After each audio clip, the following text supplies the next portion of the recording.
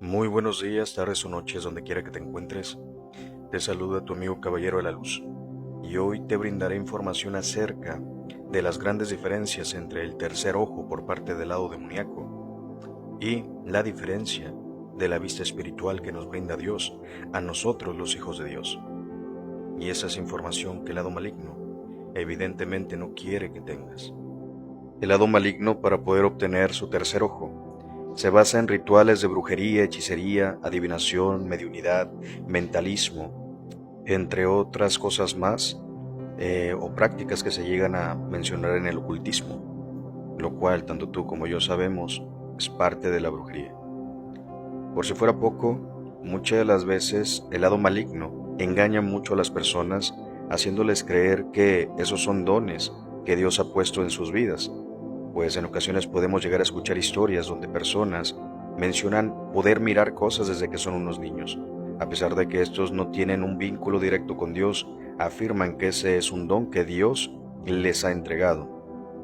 Y ahí es donde también el lado maligno llega a aprovechar esas situaciones para hacerlos creer que tienen una especie de facultad que puede llegar a ser utilizada supuestamente para una obra de luz, a pesar de que ni siquiera se encuentran en la verdadera luz.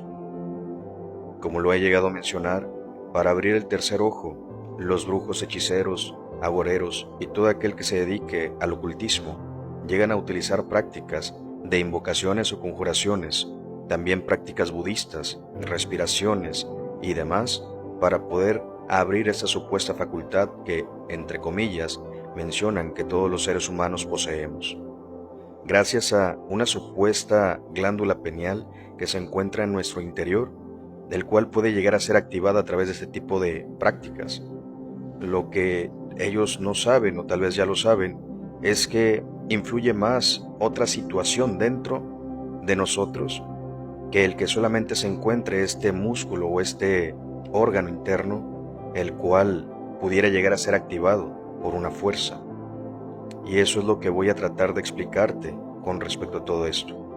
Porque evidentemente también a través de la Biblia podemos encontrar historias las cuales nos mencionan acerca de una vista espiritual entregada por Dios a diferentes personas que se encuentran en la Biblia. Y esos hombres que se mencionan bíblicamente obtienen la vista espiritual de una forma completamente diferente a la que el lado de la brujería te lo quiere hacer ver. Cuando esos hombres se encontraban en diferentes situaciones, Dios permitía que aquellos hombres recibieran una vista espiritual para poder llegar a mirar el mundo espiritual y que supieran que esto va más allá de solamente la carne o lo terrenal. Un ejemplo claro de esto es la historia que se nos menciona en Números capítulo 22 versículo 21 en adelante, donde se nos menciona la historia de Balaam, un hombre que se dirigía hacia los príncipes de Moab. Montado en su asna, éste se dirigía para realizar una obra de maldad. Cuando éste se dirigía hacia aquel lugar, el asno o la asna en varias ocasiones retrocedía, pues algo aparentemente invisible se encontraba delante de ella. Y evidentemente, Balaam no podía mirar lo que se encontraba delante de él. La asna retrocedía constantemente. Balaam arremetía contra ella, mencionándole que se moviera, que se apurara. Tras varios intentos, Dios le da el habla a aquella asna. La asna empieza a hablar y le empieza a recalcar y a preguntarle por qué es que la maltrata. Balaam le empieza a hablar y le empieza a decir que porque no hace lo que él dice.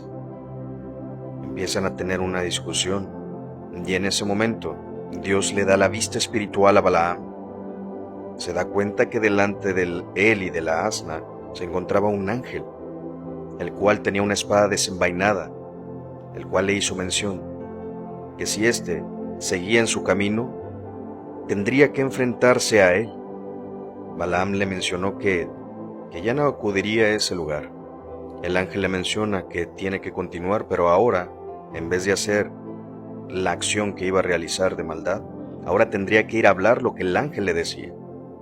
Y esa es una referencia con respecto a esto que estamos hablando. Si Dios quiere y tú lo pides, tal vez En ese mismo momento Dios te da una vista espiritual para que puedas llegar a mirar el mundo espiritual.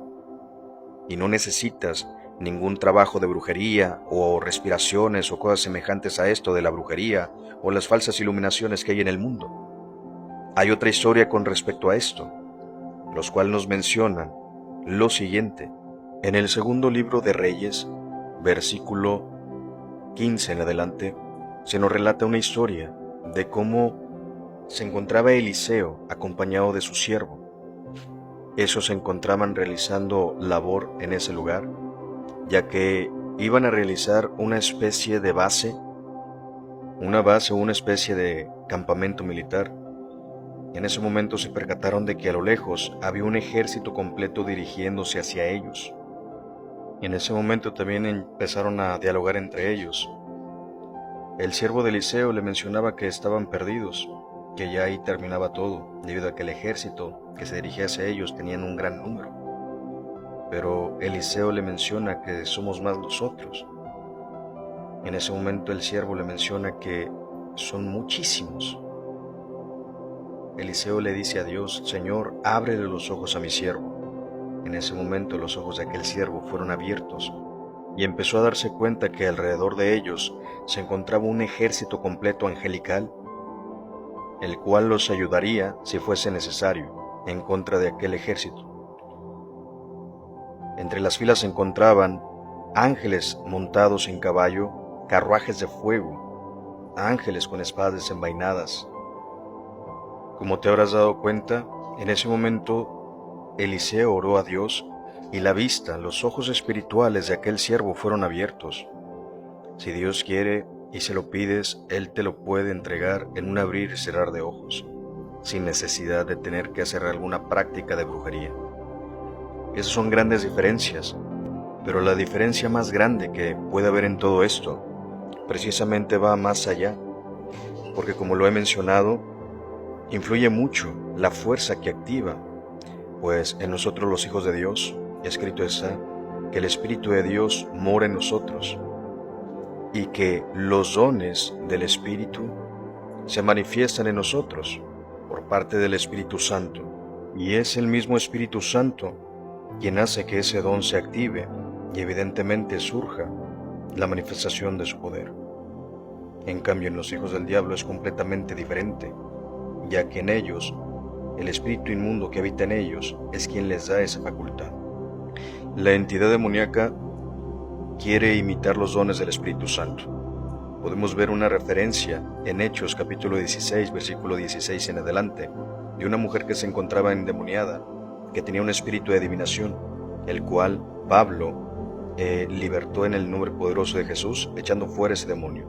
La mujer perdió la capacidad de adivinación, haciendo que los dueños de aquella esclava endemoniada tuvieran pérdidas. Eso es una clara referencia de que los demonios pueden dar ciertas facultades, y eso es más que evidente que intentan imitar el poder de Dios.